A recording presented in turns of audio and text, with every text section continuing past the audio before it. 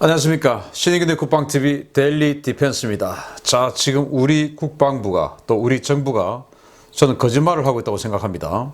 지금은 모든 언론들이 다 우리 군이 거짓말을 하고 있는 것 같다라고 이야기를 하고 있지만 저는 왜 거짓말을 하고 있는 거냐라는 그런 증거 이런 것들을 확실하게 제시를 하도록 하겠습니다.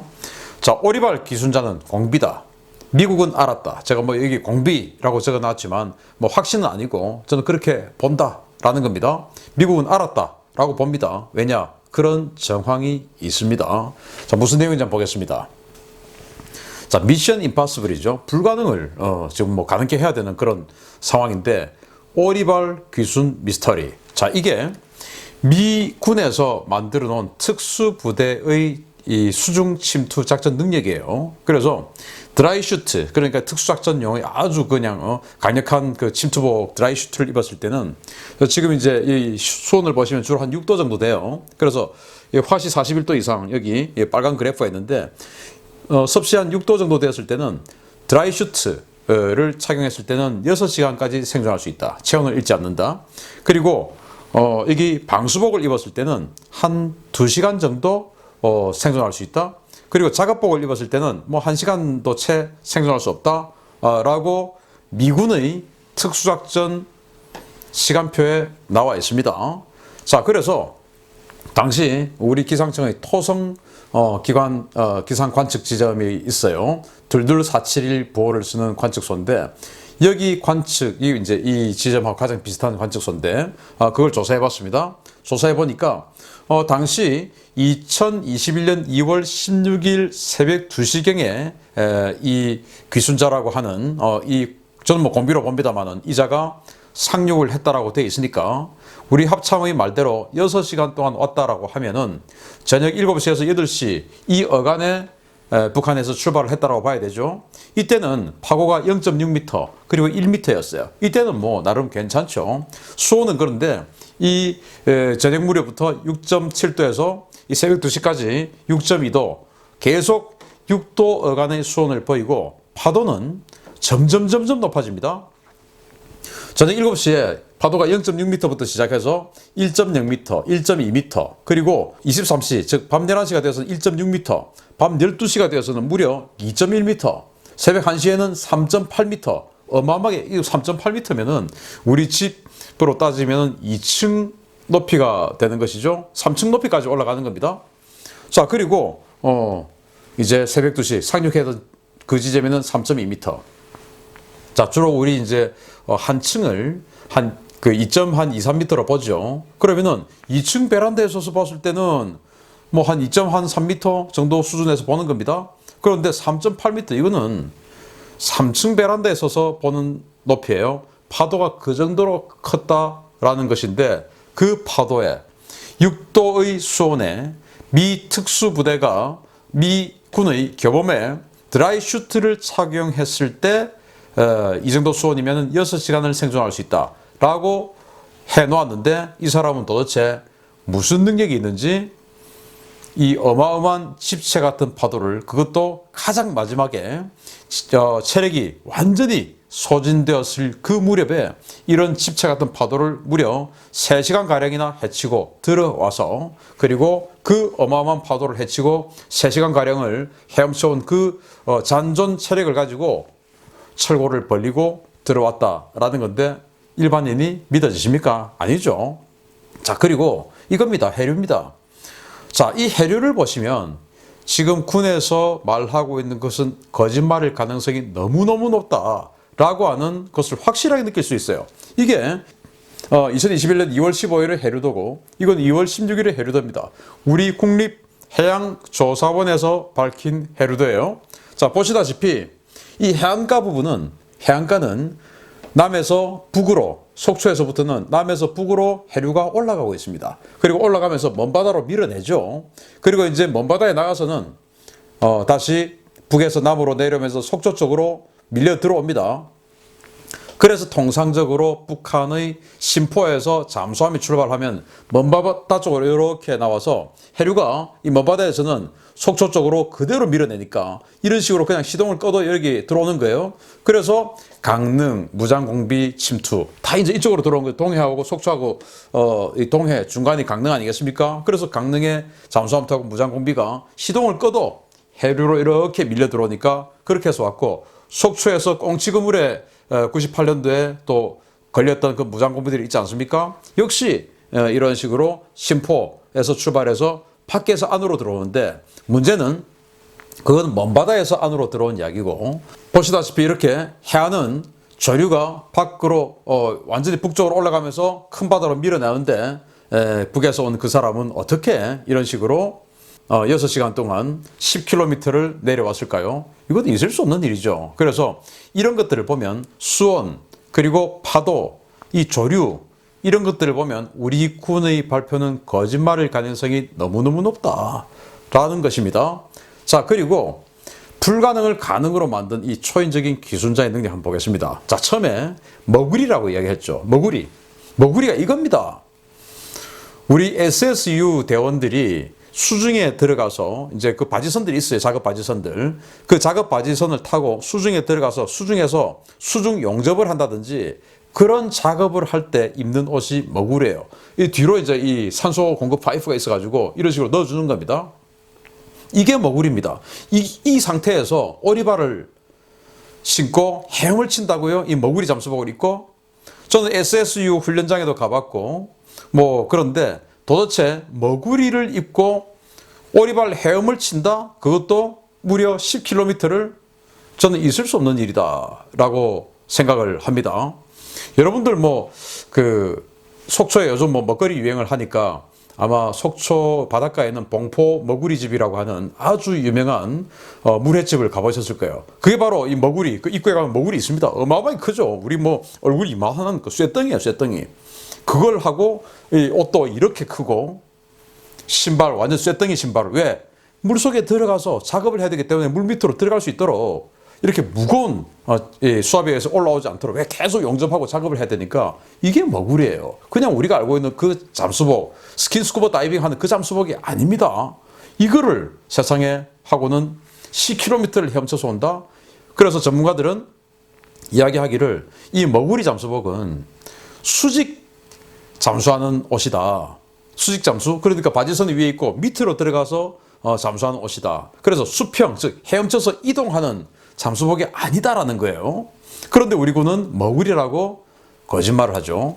자, 이 사람은 북한의 해안 경계 그리고 지뢰 극복 어떻게 했을까요? 이 무거운 머구리 잠수복을 바닷가에 사는 사람인지는 모르겠지만 어떻게 들고 북한군이 지키는 최대 영역까지 밑으로 내려왔을 수 있을까요? 이거 자기 집 앞에서부터 바로 헤엄쳐서 오지는 않았을 거 아니겠습니까? 어딘가에서부터 들고 계속 왔을 겁니다. 그건 도대체, 그러면 북한은 그게 지뢰가 없을까요? 있겠죠. 여기 이제 이 비무장지대 완전히 끝쪽에서 스타트를 했다 하더라도 우리도 가봤지만은 비무장지대까지는 군사분계선, 민간인 통제선 해서 아주 겹겹이 군대가 지키고 있고 민간인이 들어갈 수 없는 곳이 많습니다. 그걸 어떻게 다 통과했을까? 이 머구리를 들고. 자, 그랬다 치고. 그런데 이제 우리 합참의 발표는 직접적으로 헤엄친 거리는 한 7km 된다라고 이야기를 해요. 직선 거리로 따지면. 그러면 MDL에서 통일전망대 인근에서 발견했다고 했으니까 통일전망대를 제가 찍어보니까 이 MDL에서 4.5km 정도 남쪽이에요. 자, 그래서 여기에서 만약에 출발했다고 보면 이 사람 도대체 머구리 들고 어떻게 저기까지 왔을까? 북한의 지뢰는 어떻게 극복했을까? 그 다음에 실 같은 어둠 속에서 여기 정말로 아무것도 불빛도 없는 곳에 가보시면 이게 동서남북이 어딘지 정말 그냥 하늘만 보고 똑바로 내려면 알 수 있지만 이제 산길 같은 거 이런 식으로 이제 지그재그로 한번 움직여버리면 정말 찾기 힘듭니다.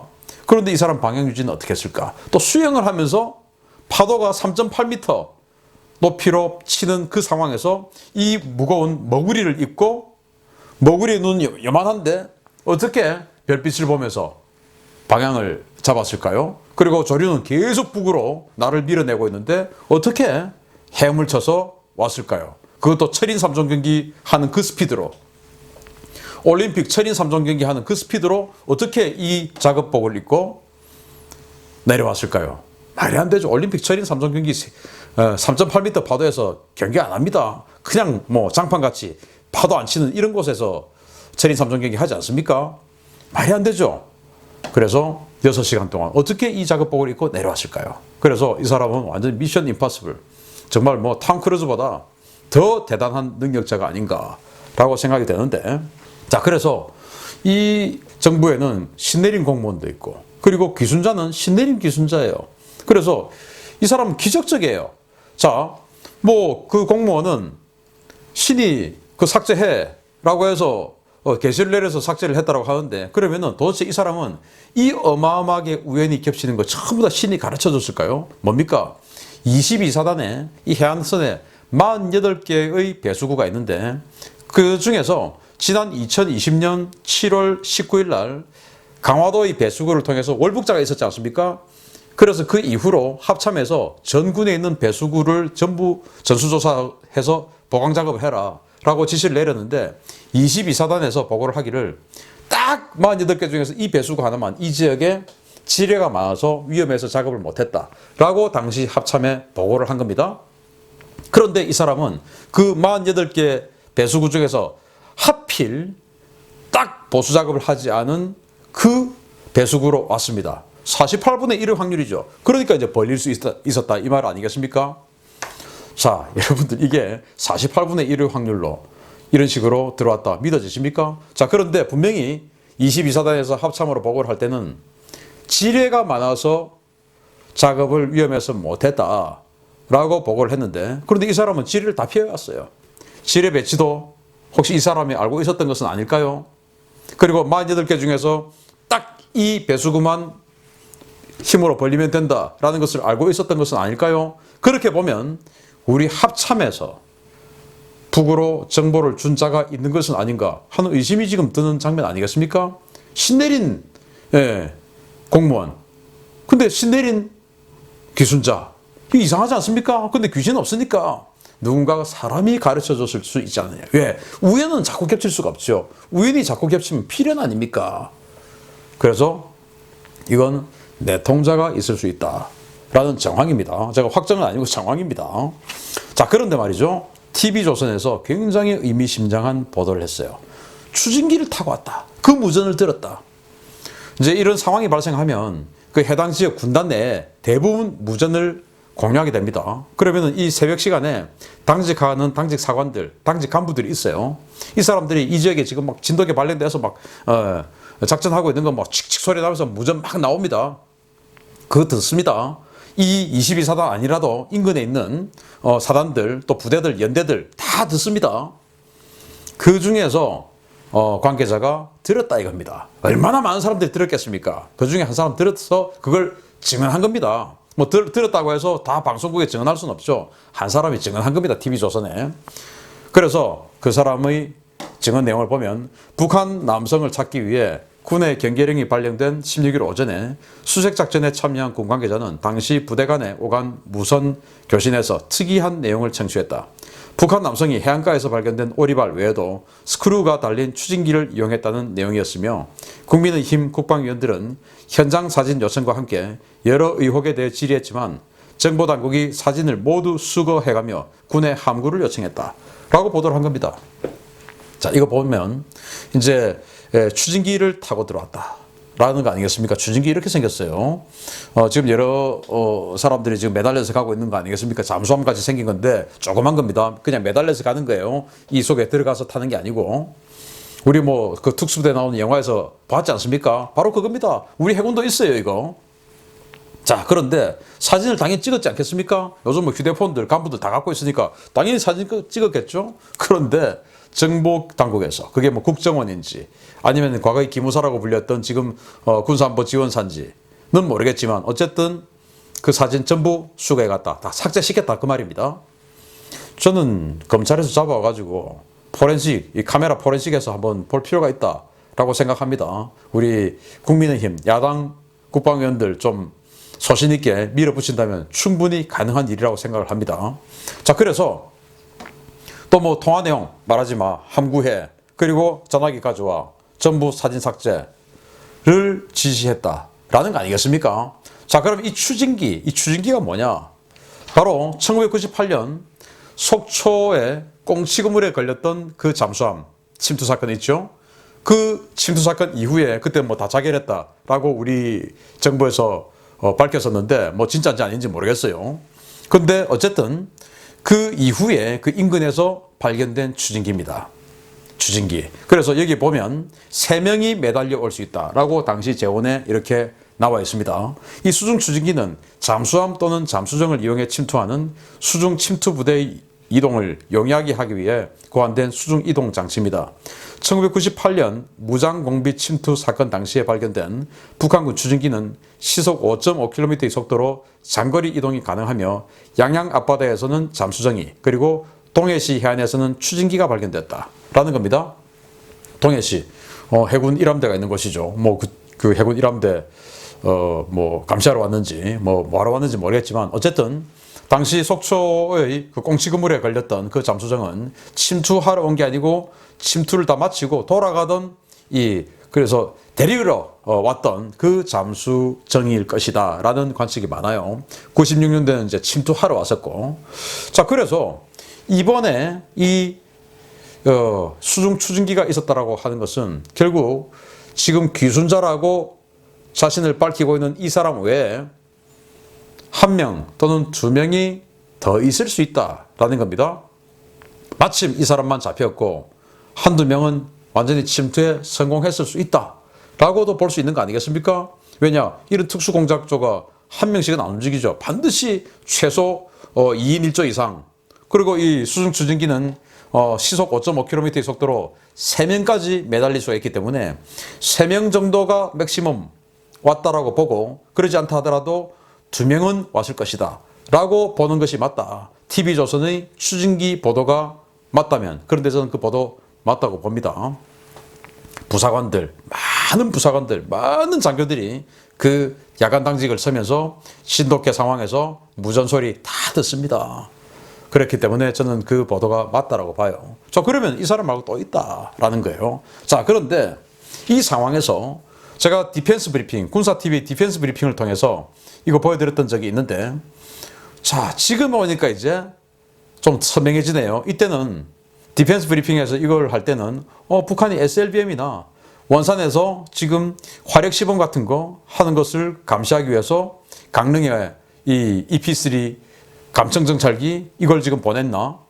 아니, 본토에서 와가지고 지금 오키나와의 가데나 기지에 배치되어 있는 EP3 미 해군 감청정찰기가 강릉 기지에 배치가 됐어요. 2월 15일 날. 그래서 이 비행기가, 정찰기가 강릉 기지에서 계속 지금 이 지역을 선회 비행하면서 감청 작전을 벌인 것으로 보입니다. 이거 지금 항적정보예요. 직접 이 비행기가 움직인 거, 자기가 ADS-B를 켜서 자기 위치를 보여준 겁니다. 이 빨간 원을 쳐놓은 것이 바로 어디냐? 군사안보지원사, 즉 기무사령부가 있는 주암동, 그리고 국정원이 있는 내곡동.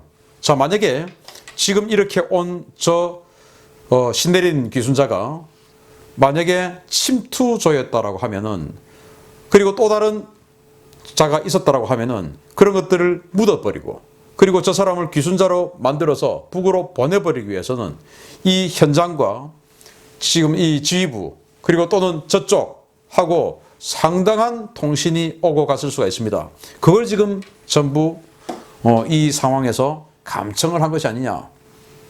하필 해군의 이 EP3 감청정찰기가 강릉 기지에 왔어요. 바로 이 위로 지금 들어왔지 않습니까? 이 시기에. 그래서 제가 이상하다. 왜 이게 왔을까? 이 EP3는 미 본토의 워싱턴주 위드비 아일랜드 해군 항공기지에 주둔하는 제1함대 항공정찰비행대 소속의 기체로 지난해 11월 28일부로 오키나와 가데나 공군기지에 전진 배치됐습니다. 레이더를 이용한 해상수색, 감청 장비를 이용한 통신 감청이 주 임무입니다.